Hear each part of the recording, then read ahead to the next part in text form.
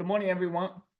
In this video, I'm going to show you how to use animation to demonstrate Java's pass by value feature.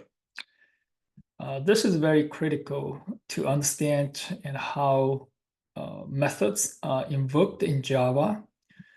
This is through value. So let's see how it works and how we demonstrate it using animation.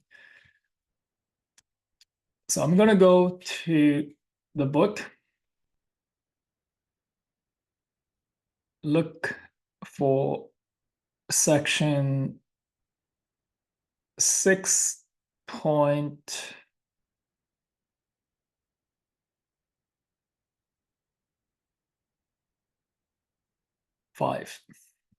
This is section 6.5, passing arguments by value.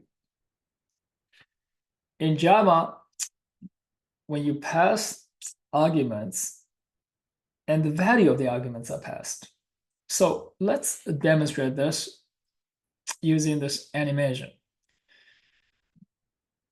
And this is the code here. We have this as variable x is 1. Before we call increment method, x is 1. And now this is the increment method. We pass x here, and we will increment this value. And this is the value of x passed to n, so n is incremented. And so inside the method, n is 1, so that's the value passed to n. And after the call, what is the x? X is not changed because the value is passed. Let's see how this works through the animation. Now, this is the animation right here. And I'm going to start the animation. And so I'm going to look at this animation, turning on the audio now.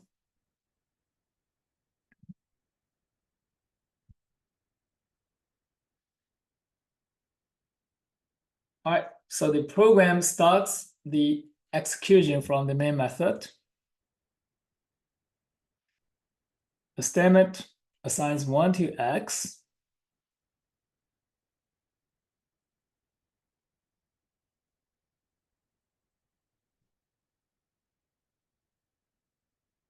All right, so I'm going to turn this off. Maybe this you cannot hear it. So now this is the variable x with value 1. And now you're going to see when we invoke this method, and what will be x after invoking this? X still is 1. X is not changed. You just pass value to n. All right, so now you're going to see this is the value passed. So here n and x are independent variables. So n is incremented, n becomes 2. So this is n is 2 now. But after the method is finished, it returns back to the caller, and this x is still 1. All right, so here's another example, and see the animation. We have this swap method to swap the two variables, their values, num1 and num2. But you see what happens. You pass n1 to n1 and pass 2 to n2. So this n1 and 2 got swapped in this method here, swap. But when you return it back, and this num1, num2, they're not changed. So look at the animation here and see here, and there's two variables, num1, num2, and now, and we're going to invoke this. And so after the method is invoked, and so what will be num1, num2? There's still going to be 1 and 2. So this is correct. And see how it works. you have this 1 pass 2 and 1, 2 pass 2 and 2, and internally, and you see this is how you swap it using temp variable, and then you're going to assign 2 to n1, and then you are going to assign temp to n2. All right, so they're swapped internally, n1 and n2 inside this swap method.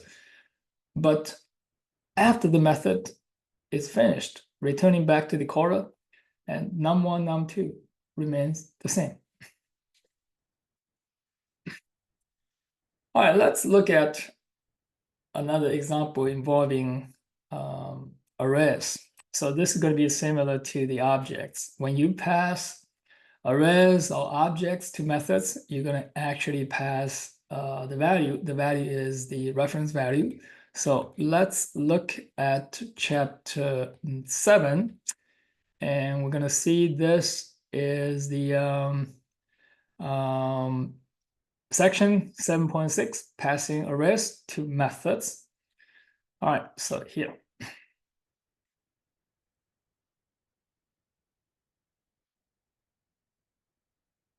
All right, so now we're going to see this example here. We have a variable x. So x now has value 1. And this is array is 10 elements, and the y is the reference value. So it points to this array. And now we're going to invoke this method in xy. So you're going to pass the value of x to num and pass the value of y to numbers.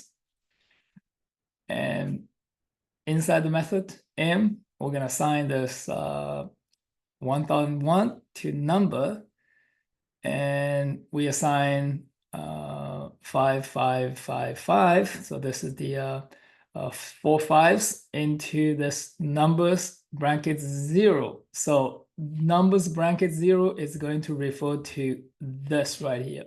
Okay, now let's see what happens. After this method finished, so what is going to x? X still the same. So the value of x is not changed. X still 1. So what is y brackets 0? So the reference value y is not changed, but the content of this y bracket 0 is changed to 5555. Okay, this is correct. Now see how it works. Is you're going to pass this x, the value 1 to number, and you're going to pass the y, the reference value, to numbers. So now numbers and y, they share the same array. So you're going to assign, this is the 4 5s here, and into brackets, numbers bracket 0, it's the same as brackets y bracket 0. All right, so after this method is finished, it return the so this is the change here. Now you're gonna see this is the number, you're gonna assign it, and this is the 4 5s here is assigned to this. All right, after this method is finished, all right, so return back to the caller. And so what is x? X still 1. What is the y bracket 0? And that is 5555. All right, so so please remember that the arrays are actually objects. So similarly, when you have the objects, when you pass objects to the method and to invoke the method, you actually pass the reference.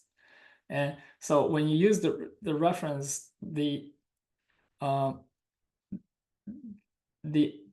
actual parameter and formal parameter, they're going to share the same reference. So inside the method, you're going to change the contents of the object, and outside the method, that contents remain to be changed the same. It's going to share the same content. So just like this case here, it's here and y bracket 0. So this is the content of this object, the array object. So this got changed inside the method, and outside the method, that's still the same. and it's changed. So this is because this is the array, and right here, and the array, and the when you pass the array, you pass the reference. So numbers and y share the same reference. All right, so this is very critical and to understand Java's pass by value, and we demonstrated and how to pass value when you invoke the method in Java using animation. So please note that the value, so in the case of primitive data type, the value of primitive data type is passed. In case of the objects, the reference is passed. All right, but this is all past the value, the reference value. Thank you very much. See you on the next video, and goodbye.